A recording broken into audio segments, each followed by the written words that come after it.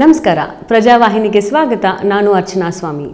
ಇವತ್ತಿನ life style ಕಾರ್ಯಕ್ರಮದಲ್ಲಿ ಈ ಪ್ರಸ್ತುತ ಕೋವಿಡ್ ಪರಿಸ್ಥಿತಿಯಲ್ಲಿ ವಿದ್ಯಾವ್ಯವಸ್ಥೆಯಲ್ಲಿ ಬದಲಾವಣೆಗಳು ಹಾಗೂ ನಮ್ಮ ವಿದ್ಯಾರ್ಥಿಗಳು ಈ ಕಲಿಕೆಯನ್ನು ಹೇಗೆ ನಿಭಾಯಿಸುತ್ತಿದ್ದಾರೆ ಅನ್ನೋದರ ಬಗ್ಗೆ ಮಾತನಾಡೋಣ. ನಮ್ಮ ಜೊತೆಯಲ್ಲಿದ್ದಾರೆ ಸುನಿತಾ ಪ್ರಭು. Sunita Prabhu, a technologist by profession and an educator by passion. She has started Cogitate Education, a learning center in 2016 and has been relentlessly working to improve and educate lives of many young minds and inspire them to redefine their educational goals.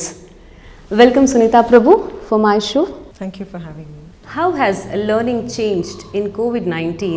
And how are educators and students coping up with the new change?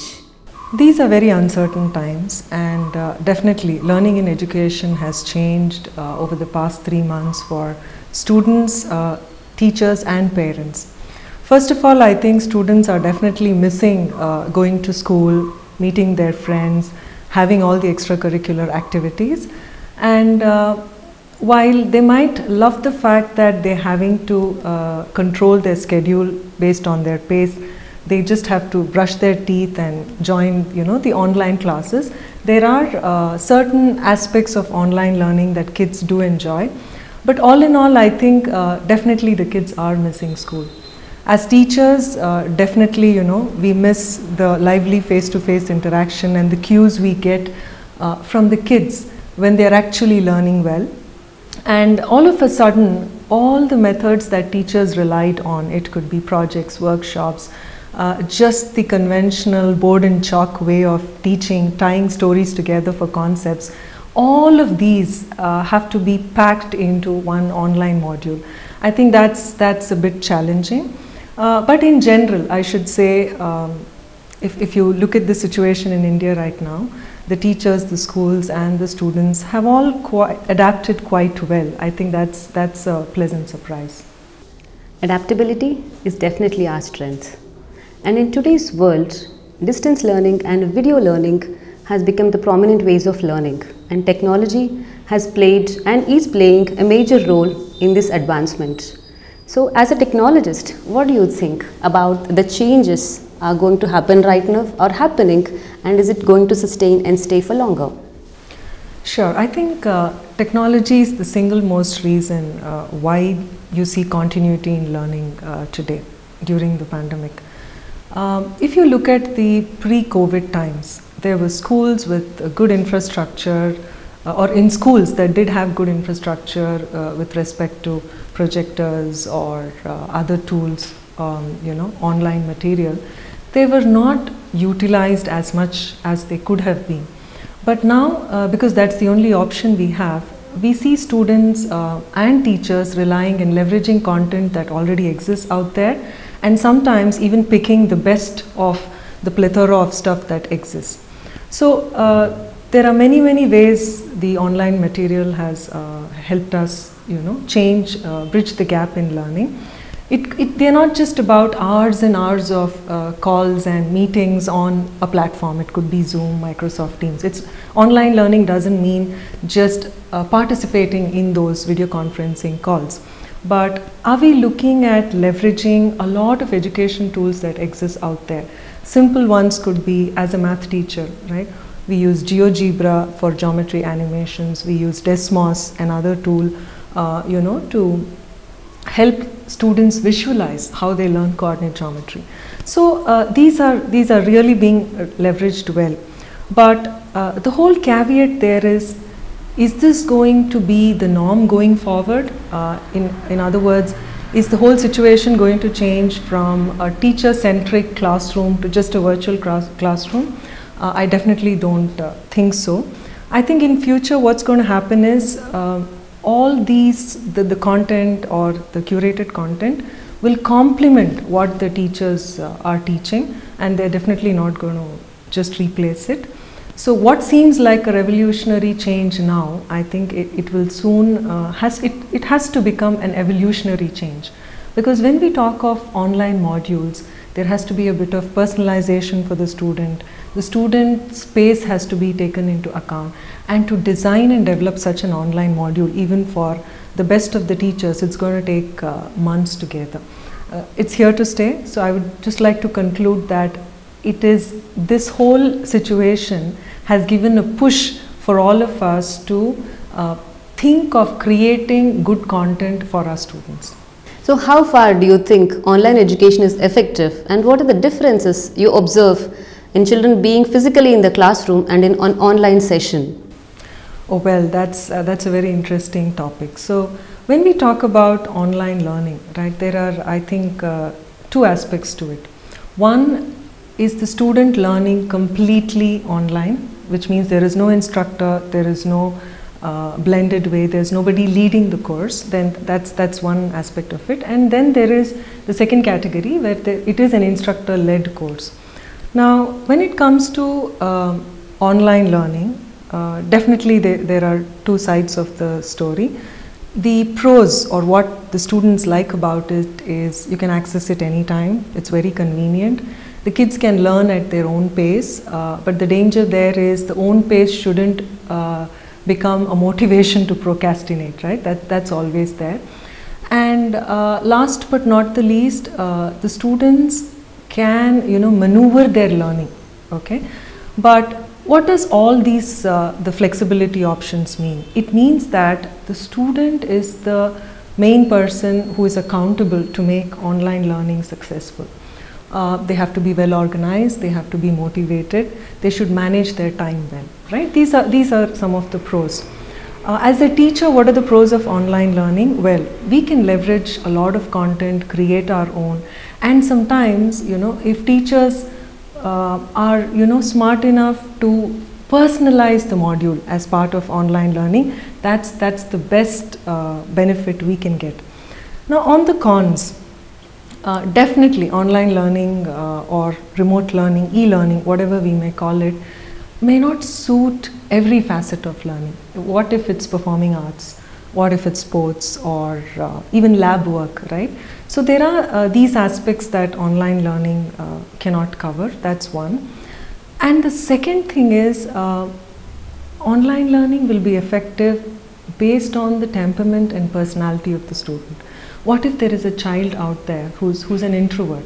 Now, they may not be comfortable asking questions while the session is going on. Sometimes these kids won't even speak up during the class. Now, how can a teacher figure out what is the, whether the delivery is being successful or not? So the teachers have to spend that extra time to build the rapport with students, especially these type of students, and to ensure that they are not left out. So according to me, I think one of the cons of online learning is there can be a sense of isolation that could develop in certain students. The other cons of online learning are they can be huge distractions for a child when they are on the online mode. There can be a class going on and they would be tempted to look at WhatsApp, Instagram, social media, or all of the others. So parents have to have a bit of, I won't say supervision, but a bit of an eye on what's happening while learning is going on. That's one. And for another con for the student is definitely, the students miss social interaction, the face-to-face interaction that happens. And as a teacher, see, when we conduct classes, when we deliver something well, if it's face-to-face, just by the body language of students, we can judge whether they have understood a concept or not. But in online, the camera may be on, but because of so much that's happening, we can hardly get that cue. Well, in the larger scheme of things, online learning or e-learning is a huge market. It is going to grow multifold in the next 5 years. But there has to be a lot of governance and regulation in this space, right? There are multiple e-learning platforms, each one claiming to equip the child with all that they need, be it for academics or for competitive exams. But right now, there is not a standard quality measure to ensure which of these platforms indeed can deliver. So I think in a nutshell, this is what we can do best with it, and right now we have to make it work. But post-pandemic, right, there's going to be a lot of discussion on how do we intermingle online learning with the regular conventional form of classroom learning that's going to happen. That's great. That's a different view altogether. But this addresses only one sector of the society, the private schools or the high-end private schools to be very precise. So what do you want to say about Sarkari ಶಾಲೆಗೆ ಹೋಗುವಂಥ ಮಕ್ಕಳು ಇರ್ತಾರೆ, the government school kids? They are deprived from education. So how do you address that category then? So ಈಗ ನೀವು ಈ ಪ್ರಶ್ನೆ ಕೇಳಿದ್ರಲ್ಲ, ಅದು I think that is the most important question. ಯಾಕೆಂತ ಹೇಳಿದರೆ, ನಾವು ಗ್ರಾಮೀಣ ಪ್ರದೇಶದಲ್ಲಿ ಶಾಲೆಗಳ ಬಗ್ಗೆ ಯೋಚನೆ ಮಾಡಿದ್ರೆ ಅದು ಬರೀ ಕಲಿಕೆ ವಿದ್ಯಾಭ್ಯಾಸಕ್ಕಾಗಿ ಮಾತ್ರ ಅಲ್ಲ. ಇವಾಗ ಮಿಡ್ ಡೇ ಮೀಲ್ ಸ್ಕೀಮ್ ಇತ್ತು, ಅಕ್ಷಯ ಪಾತ್ರೆ ಸ್ಕೀಮ್ ಇತ್ತು. ಅದರಲ್ಲಿ ಸಾವಿರಾರು ಜನ ಮಕ್ಕಳಿಗೆ ಶಾಲೆಗೆ ಹೋಗೋ ಒಂದು ಮೋಟಿವೇಶನ್ ಏನಂದರೆ ಒಂದು ಪೌಷ್ಟಿಕ ಆಹಾರ ದೊರೆಯುತ್ತೆ ಅಂತ ಹೇಳಿ. ಈಗ ಈ ಪ್ಯಾಂಡಮಿಕ್ಕಲ್ಲಿ ಅದು ನಿಂತು ಹೋಯಿತು. ಈಗ ನಾವು ಮಕ್ಕಳಿಗೆ, ಆ ಗ್ರಾಮೀಣ ಮಕ್ಕಳಿಗೆ ಆನ್ಲೈನ್ ಕಲಿಕೆ ಮಾಡೋಣ, ಪಾಠ ಕಲಿಯೋಣ ಅಂದರೆ ಅವ್ರ ಫ್ಯಾಮಿಲೀಲಿ ಏನೇನು ನಡೀತಿದೆ ಅನ್ನೋದು ನಮಗೆ ಕೆಲವೊಮ್ಮೆ ಊಹೆ ಮಾಡಲಿಕ್ಕೂ ಆಗೋದಿಲ್ಲ. ಲೈವ್ಲಿಹುಡ್ ಬಗ್ಗೆ ಪ್ರಾಬ್ಲಮ್ ಇರ್ಬೋದು, ತಂದೆ ತಾಯಿ ನನ್ನ ನೆಕ್ಸ್ಟು ಕೆಲಸವನ್ನು ಹೇಗೆ ಹುಡುಕೊಳ್ಳೋದು ಪ್ರಾಬ್ಲಮ್ ಇರ್ಬೋದು. ಸೊ ಫಸ್ಟ್ ನಾವು ಇದನ್ನು ಹೇಗೆ ಅಡ್ರೆಸ್ ಮಾಡೋದಂತ ಡೆಫಿನೆಟ್ಲಿ ಗವರ್ಮೆಂಟ್ ಅದ್ರ ಬಗ್ಗೆ ಯೋಚನೆ ಮಾಡಿತ್ತು. The central government gave a directive to all the state government saying, ನೀವು ಬೇಕಾದರೆ ಈ ಧಾನ್ಯನ ಆಯಾ ಫ್ಯಾಮಿಲಿಗೆ ನೀವು ಹೋಗಿ ಹಂಚ್ಬೋದು, ಫುಡ್ ಅಲವೆನ್ಸ್ ಕೊಡ್ಬೋದು, ಅಥವಾ ಅಂಗನವಾಡಿ ವರ್ಕರ್ಸ್ ಮೂಲಕ ಈ ಮಕ್ಕಳಿಗೆ ಈ ಪೌಷ್ಟಿಕ ಆಹಾರವನ್ನು ತಲುಪಿಸೋ ಒಂದು ವ್ಯವಸ್ಥೆ ಮಾಡ್ಕೋಬೋದು ಅಂತ ಅನೌನ್ಸ್ ಮಾಡಿದರು. ಹಾಗೆ ಒಂದೊಂದು ರಾಜ್ಯ ಈ ಒಂದು ಪಾಲಿಸಿನ ಇಂಪ್ಲಿಮೆಂಟ್ ಮಾಡಿದೆ. ಸೊ ಫಸ್ಟ್ ನಮಗೆ ಬೇಕಾಗಿರೋದು ಆ ಒಂದು ವಿಷಯ. ಸೆಕೆಂಡ್ ಏನಂತ ಹೇಳಿದರೆ, ಡೆಫಿನೆಟ್ಲಿ ನೀವು ರೂರಲ್ ಹೌಸ್ ಹೋಲ್ಡ್ಸ್, ಗ್ರಾಮೀಣ ಒಂದು ಪರಿಸ್ಥಿತಿ ನೋಡಿದರೆ ಅಲ್ಲಿ ಇಂಟರ್ನೆಟ್ ಆ್ಯಕ್ಸೆಸ್ ಅನ್ನೋದು ಬರೀ ಒಂದು 14 ಅಥವಾ 15% ರೂರಲ್ ಏರಿಯಾಸಲ್ಲಿ ಮಾತ್ರ ಇಂಟರ್ನೆಟ್ ಆ್ಯಕ್ಸೆಸ್ ಇದೆ. ಪ್ಲಸ್ ಯಾವ ಡಿವೈಸ್ ಅವ್ರ ಹತ್ರ ಇರುತ್ತೆ ಅಂತ ಹೇಳಿದರೆ, ಕೆಲವೊಮ್ಮೆ ಸ್ಮಾರ್ಟ್ಫೋನ್ ಇರ್ಬೋದು, ಲ್ಯಾಪ್ಟಾಪ್ ಅಂತೂ ದೂರದ ವಿಷಯ ಬಿಡಿ, ಸ್ಮಾರ್ಟ್ಫೋನ್ ಅಥವಾ ನಾರ್ಮಲ್ ಫೋನ್ ಇರ್ಬೋದು. ಇಂಥ ಒಂದು ಪರಿಸ್ಥಿತಿಯಲ್ಲಿ ಆನ್ಲೈನ್ ಲರ್ನಿಂಗ್ ಒಂದು ಒಳ್ಳೆ ಮಾಧ್ಯಮನ ಅನ್ನೋ ಕ್ವೆಶ್ಚನ್ ಬಂದಿದೆ. ಸೊ ಫಸ್ಟು ಈ 14% ಯಾರ ಹತ್ರ ಇಂಟರ್ನೆಟ್ ಇದೆ ಅನ್ನೋದ್ರ ಬಗ್ಗೆ ಮಾತಾಡೋಣ. ಇಂಟರ್ನೆಟ್ ಇದ್ದಲ್ಲಿ ಹಲವಾರು ಪ್ಲ್ಯಾಟ್ಫಾರ್ಮ್ಗಳಿವೆ. ಪ್ಲಸ್ NGOಗಳು, ಸೋಷಿಯಲ್ ಎಜುಕೇಷನ್ ಎಂಟರ್ಪ್ರೈಸಸ್ ಹಲವಾರು ತುಂಬ ಪ್ಲ್ಯಾಟ್ಫಾರ್ಮ್ಗಳಿವೆ, ಕ್ರಿಯೇಟ್ ಮಾಡಿದ್ದಾರೆ. ಆ ಒಂದು ಮಾಧ್ಯಮದ ಮೂಲಕ ಶಿಕ್ಷಣ ನಡೆಸ್ಬೋದು. ಇನ್ಫ್ಯಾಕ್ಟ್ ಗವರ್ಮೆಂಟ್ಸ್ ಓನ್ ಪ್ಲ್ಯಾಟ್ಫಾರ್ಮ್, ದೀಕ್ಷಾ ಪ್ಲ್ಯಾಟ್ಫಾರ್ಮ್, ಸ್ವಯಂ ಪ್ರಭಾ, ಇದರಲ್ಲಿ ತುಂಬ ಒಳ್ಳೆ ಕಾಂಟೆಂಟ್ ಇದೆ. ಐ ಥಿಂಕ್ ಸಮ್ಟೈಮ್ಸ್ ನಾವು ಈ ಪ್ಲ್ಯಾಟ್ಫಾರ್ಮ್ನ ಇಗ್ನೋರ್ ಮಾಡ್ತೀವಿ, ಇದು ಗೌರ್ಮೆಂಟ್ ಪ್ಲ್ಯಾಟ್ಫಾರ್ಮ್ ಏನಿರುತ್ತೆ ಅಂತ. ಬಟ್ ದೀಕ್ಷಾ ಪ್ಲ್ಯಾಟ್ಫಾರ್ಮಲ್ಲಿ ಟೀಚರ್ಸ್ಗಾಗಲಿ ವಿದ್ಯಾರ್ಥಿಗಳಿಗಾಗಲಿ CBSE ಸಿಲೆಬಸ್, ಸ್ಟೇಟ್ ಬೋರ್ಡ್, ಹಲವಾರು ರೀತಿಯ ಕಾಂಟೆಂಟ್ ಇದೆ. ಪ್ಲಸ್ ಇದು ರೀಜ್ನಲ್ ಕಾಂಟೆಂಟ್ ಕೂಡ ಇದೆ, ಆಯಾ ರಾಜ್ಯದ ಭಾಷೆಗೆ ತಕ್ಕ ಹಾಗೆ ಕಾಂಟೆಂಟ್ ಕೂಡ ಇದೆ. ಸೊ ಆ ಒಂದು ಗ್ಯಾಪ್ ಸ್ವಲ್ಪ ಕವರ್ ಆಗಿದೆ.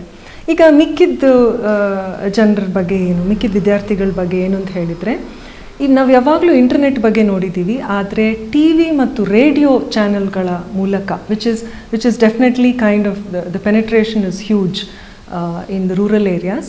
ಈ ರೇಡಿಯೋ ಚಾನೆಲ್ನ ಚೆನ್ನಾಗಿ ಉಪಯೋಗಿಸಿ ಹಲವಾರು ರಾಜ್ಯಗಳು ಈ ಒಂದು ಮಾಡ್ಯುಲೇಟೆಡ್ ಕೋರ್ಸ್ ಅಥವಾ ಒಂದು ಒಳ್ಳೆ ಕೋರ್ಸ್ನ ತಯಾರಿ ಮಾಡಿ ಟ್ರೈ ಮಾಡಿದ್ದಾರೆ. ನಾವು ಕೆಲವು ರಿಪೋರ್ಟ್ಸನ್ನು ನೋಡಿದರೆ ಒಡಿಶಾಲ್ಲಿ ಇದು ನಡೆದಿದೆ. ಥಿಂಕ್ ಝೋನ್ ಅಂತ ಒಂದು ಕಂಪನಿ ಇದನ್ನು ಟ್ರೈ ಮಾಡಿ ರೇಡಿಯೋ ಚಾನೆಲ್ ಮುಖಾಂತರ ಮಕ್ಕಳಿಗೆ ಪಾಠ ಕಲಿಸ್ತಿದ್ರು. ಆಗ ಒಂದು ಒಳ್ಳೆ ವಿಷಯ ಅಂದರೆ ಪಕ್ಕದ ರಾಜ್ಯದಲ್ಲೂ ಅವರ ರೇಡಿಯೋ ಚಾನೆಲ್ ಟ್ಯೂನ್ ಇನ್ ಮಾಡೋಕ್ಕೆ ಟ್ರೈ ಮಾಡಿದರು. So it's a very innovative way. ಇದು ನಡೀತಾ ಇದೆ. ಹಲವಾರು TV ಚಾನೆಲ್ಗಳು ಕಾರ್ಯಕ್ರಮಗಳನ್ನು ನಡೆಸ್ತಾ ಇದ್ದಾರೆ. ಇದು ಈಗ ಪ್ಯಾಂಡಮಿಕ್ಕಲ್ಲಿ ನಮ್ಮ ಕೈಯಲ್ಲಿ ಏನು ಮಾಡಲಿಕ್ಕೆ ಆಗ್ತದೆ ಅಂದರೆ ಈ ಒಂದು ಹಲವಾರು ಸೊಲ್ಯೂಷನ್ ನಡೀತಾ ಇದೆ. ಆದರೆ ಪೋಸ್ಟ್ ಪ್ಯಾಂಡಮಿಕ್ ಏನು ಪರಿಸ್ಥಿತಿ ಇರ್ಬೋದು? Most importantly, I think as a country we've realized there's a huge digital divide, right? Bridging this digital divide itself is I think a multi-year plan. But while that's happening, the focus is, look, what infrastructure can be managed for the digital divide, but immediately after the pandemic kind of settles down, the government has promised, this is as per the news, has promised to provide digital boards to government schools, sometimes with pen drives on all content loaded, so teachers can teach both in online and offline mode. and there has been a certain promise of training teachers on technology. So I would like to say yes, the government has taken measures. We just have to watch what is the execution of this plan post-pandemic. ಸರ್ಕಾರ ಈ ಎಲ್ಲ ಯೋಜನೆಗಳನ್ನು ಕಾರ್ಯರೂಪಕ್ಕೆ ತರಲಿ ಅಂತ ಆಶಿಸ್ತಾ, ಹಾಗೆ ಸಿಲೆಬಸ್ಸಲ್ಲಿ ಏನು changes? Do you think the age old syllabus needs to be modified now? Or in what way the pressure for the children in this academic year can be reduced? What changes can be done to make it easier for the children for this particular academic year? Yes, this is a very pertinent question. First things first, the CBSE board has announced, I think in the first week of June, that they're going to rationalize the syllabus. What does that mean? Are they going to remove complete chapters? Highly unlikely. The learning outcomes will not be removed. I think what the guidelines that are given are that certain repeated concepts or interlinked concepts that are covered multiple times throughout the content, that may be removed, but we have to wait and watch.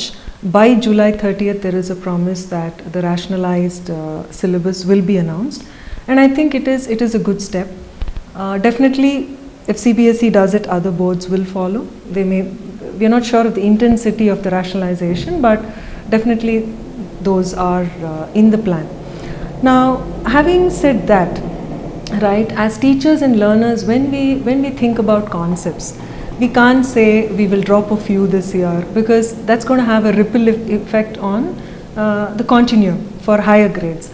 So I think definitely as a teacher, if you ask me from grade 7 to grade 10, we can easily introduce the concepts, we can help them understand that. Maybe there will be a small gap in terms of how well they are able to apply those concepts. So the intensity there can be brought down. Now talking about assessments, right? The way we've been conducting assessments in India is that there is one final high stakes board exam. Everything depends on that. That should definitely change, you know. If assessments take into account the consistency of performance throughout the year, it could be class participation, it could be exhibiting leadership skills, it could be a lot of project work they do. That really has to be re-looked at. And we've learnt our lessons, you know, the rush with which the government is trying to postpone the lockdown just to ensure the SSC board finishes their exams. I think those have taught us a lesson that the mode of assessment indeed has to change. That's the immediate thing. But your question on, is this an opportunity to relook at our age-old syllabus or curriculum? That's a very important one. We've got a great opportunity now post COVID-19 to transform the curriculum.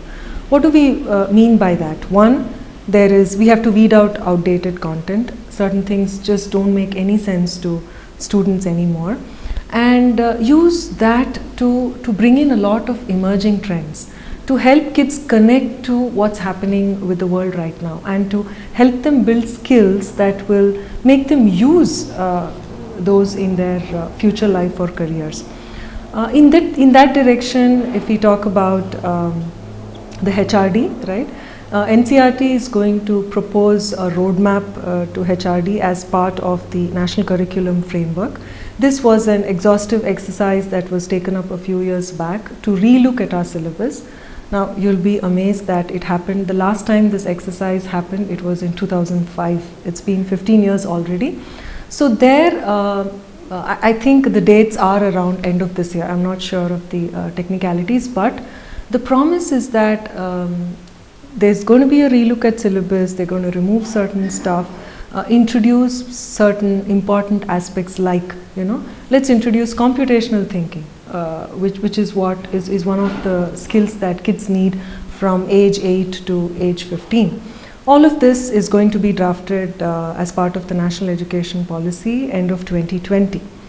But if you ask me, as part of that NEP 2020, will the curriculum be overhauled? No, definitely I don't think that's a very ambitious goal, because when we have to overhaul the complete curriculum for a nation like ours, which has the most diverse education system, I think it is politically challenging. Let's not forget that there's going to be clash of ideologies, clash of philosophies when it comes to education. So it's not an overhaul, but I, as a teacher, and sometimes most importantly as a parent, I feel the overhaul is long due.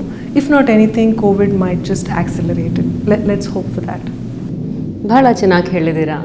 So ಇವಾಗಿರೋ ಪರಿಸ್ಥಿತಿಯಲ್ಲಿ what best can be done by teachers, parents and the students to make the learning effective? So yeah, it's a very pertinent question. I think for students it's very simple. Avoid distraction, try to stay away from devices and multitask, learning with social media. Don't do that, and participate. I think it's very, very important that students participate in the class.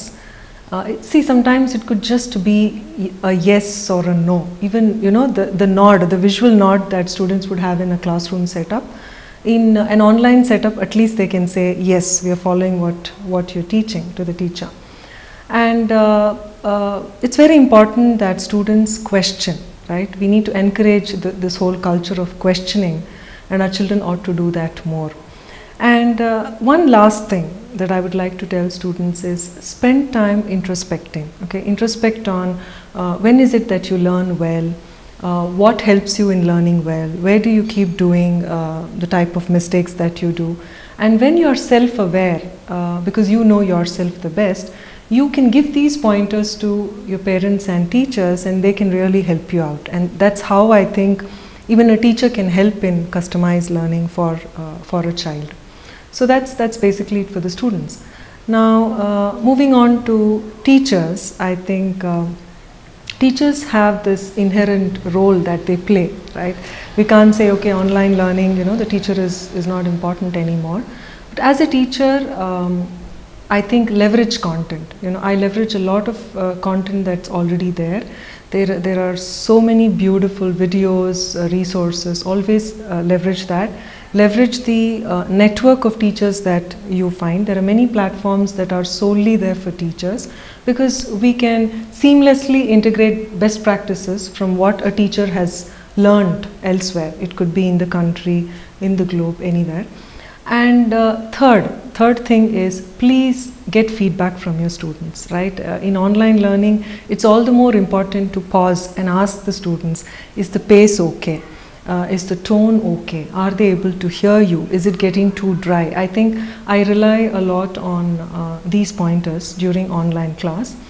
And last but not the least, as a teacher, please empathize a lot with the students, especially at these times, because you really don't know what's happening back at home. Because in a school setup, they are all with you, they are whole and soul with you. In the online setup, there may be a fight for resources that's happening between siblings or parents. They could have not had their lunch and they're sitting in sessions back to back. So empathize with students first. I think that's for teachers. And for parents, I'm a parent myself. I keep telling this to me. First thing, right, is to reduce anxiety for parents. There is these fun incidents that are happening, that a teacher is expecting, let's say, 15 students to log in, and suddenly the teacher realizes there are 30 logins. It's because parents are sitting with the students sometimes to check what's happening in a class. Let's not do that. The more anxiety we create about how are the board exams going to be, how is school going to operate this year, is my child scoring, these are not the things we should focus right now. So reduce the anxiety, and when we as parents are less anxious, it gives that breathing space for children to learn naturally. And second most important thing is, please normalize failures, right? As parents, if we don't encourage our kids to fail, to make new mistakes and learn from them, then we are always building this utopian picture of everything has to be perfect every time. I think it's never going to happen. So please normalize failure. And one important thing which we all shouldn't forget as parents is to check the online, make it safe for kids to be online. If needed, install those necessary tools and software that will track the online behavior, what sort of sites they are accessing. Please track that, because kids do get lost when they're using the device. So I would just sum it up to these points. That's wonderful. I think the tips are really helpful, and that hopefully that helps all the parents, teachers and the students too. And keeping all this aside, how do you think today's education is leading to employability? That's the biggest challenge we are facing. So how can you connect those dots? I think there is definitely a grave gap between how we equip our children with education and how that is leading to them thriving in life. So let's take a step back. As a nation, we can be proud of how we have achieved access to schooling, right? So over the past few decades, access to schooling has definitely improved. And then the next step is, how is the quality of the core curriculum, how is that improving? There is still scope for improvement there, but I would say yes, there are measures being taken. At least the way the concepts are being applied and taught is gradually improving. And the last step to this whole story is, okay, we have access to schools, the curriculum has some quality, then how is it helping our children thrive in life, right? That is a major setback for us today. And we see that more as parents, I think, right? We bear the brunt of that when we have to decide what are our kids going to do with these worthless degrees. And sometimes the only two options people see are engineering or medicine. So in this case, first and foremost, I think up to a certain level, having the broad spectrum of knowing it all does work well. But if you look at grade 11 and 12 and beyond, right, our curriculum is sometimes, it is a very ambitious curriculum. We expect kids to know everything academically, but have very little relevance to what is its applicability in the industry. So I would say, one, look at the growth in economy, look at the industries where jobs are, what are the emerging trends, and as educators, as parents, we definitely need to collaborate with the industry. If we don't plan for internships, don't plan for programs within institutions, it should happen seamlessly. It shouldn't be that as a parent I enroll my child in college and I enroll in a vocational course and I enroll the person on some technology path. So today it's all very disconnected. If there could be some regulation on how can all this happen across institutions, then that is the need of the hour. So relevance of what's needed in the industry, collaborate with them, plan for internship programs. These are some of the pragmatic steps we can take.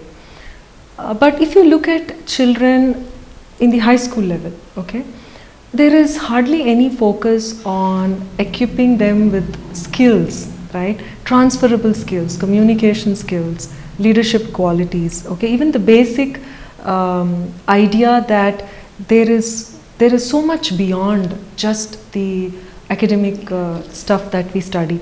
There we have a lot of work to do as institutions, because today the kids are all over. We are sending kids to various institutions. Here is a soft skill course, here is a public speaking course, then go to school, then go to coaching centers, right? They are kind of lost. If there is a way to integrate all of this in our school curriculum itself, I think that's going to be of great success. I think there could be certain aspects of this that are being planned in the National Education Policy for 2020, but until it's out, we'll have to wait and watch. Even if there are guidelines from the government, the onus is a lot on schools. The onus is on schools, how they implement it. The onus is on us as parents, because some of us come from industry. Now, how are we guiding as mentors to our students on these skills? That is another important aspect. So yes, a lot needs to be done. We've learned a lot of insights and got a lot of information how our education system is going ahead. So what do you think the long-term effects of Corona is going to be on our education system? Yeah, I think this pandemic has taught us a lot. Okay, we have to use this opportunity to see if we can fix some of the loopholes in our system, be it the curriculum, the assessment model, the way in which students learn. So we can actually bring in a lot of innovation in all of these areas. But I would like to say that learning does not end with academics or education. What students of today need is the ability to adapt and constantly redefine themselves. So I would say, we should help them become learners for life, and that's a great recipe for success. ನಮ್ಮ ವಿದ್ಯಾರ್ಥಿಗಳಿಗೆ ಬರೀ ವಿದ್ಯೆ ಮಾತ್ರ ಅಲ್ಲ, ಎಲ್ಲ ತರಹ ಟ್ಯಾಲೆಂಟನ್ನು ನಾವು ಕಲಿಸೋಣ. ಅವ್ರ ಲೈಫಲ್ಲಿ ಬೆಳೆಯೋಕ್ಕೆ ಒಂದು ಪ್ಲ್ಯಾಟ್ಫಾರ್ಮ್ನ ನಾವೇ ಕೊಡೋಣ. ನಮಗೆ ಇಂತಹ ತುಂಬ ವಿಷಯಗಳು, ಬದಲಾವಣೆಗಳ ಬಗ್ಗೆ, ಇವಾಗ ಶಿಕ್ಷಣ ಮಾಧ್ಯಮದಲ್ಲಿ ನಡೀತಾ ಇರುವ ಟ್ರಾನ್ಸ್ಫಾರ್ಮೇಷನ್ಸ್ ಬಗ್ಗೆ ಇಷ್ಟೆಲ್ಲ ಮಾಹಿತಿ ಕೊಟ್ಟಿರೋ ಸುನೀತಾ ಪ್ರಭು ಅವರಿಗೆ ಧನ್ಯವಾದಗಳು ತಿಳಿಸ್ತಾ ನಾನು ಶೋನ ಮುಗಿಸ್ತೀನಿ. ಧನ್ಯವಾದಗಳು ಸುನೀತಾ ಪ್ರಭು ಅವರೇ. ಕಲಿಕೆ ಅನ್ನೋದು ಬರೀ ಶಾಲೆ ಅಥವಾ ವಿದ್ಯಾಭ್ಯಾಸಕ್ಕಾಗಿ ಮಾತ್ರ ಅಲ್ಲ, ಆದರೆ ಜೀವನ ಪರ್ಯಂತ ಕಲಿಕೆ ಇರಲಿ ಅಂತ ಹಾರೈಸ್ತೀನಿ. ಪ್ರಜಾವಾಹಿನಿಗೆ ನನ್ನ ಹೃತ್ಪೂರ್ವಕ ಧನ್ಯವಾದಗಳು. ಬದಲಾಗುತ್ತಿರುವ ಶಿಕ್ಷಣ ವ್ಯವಸ್ಥೆಯ ಬಗ್ಗೆ ನಮಗೆ ಎಲ್ಲ ಮಾಹಿತಿಯನ್ನು ತಿಳಿಸ್ಕೊಟ್ಟ ಸುನೀತಾ ಪ್ರಭು ಅವರಿಗೆ ಧನ್ಯವಾದಗಳು ತಿಳಿಸ್ತಾ, ನಿರಂತರ ಸುದ್ದಿಗಳಿಗಾಗಿ ನೋಡ್ತಾ ಇರಿ ಪ್ರಜಾವಾಹಿನಿ. ಧನ್ಯವಾದಗಳು.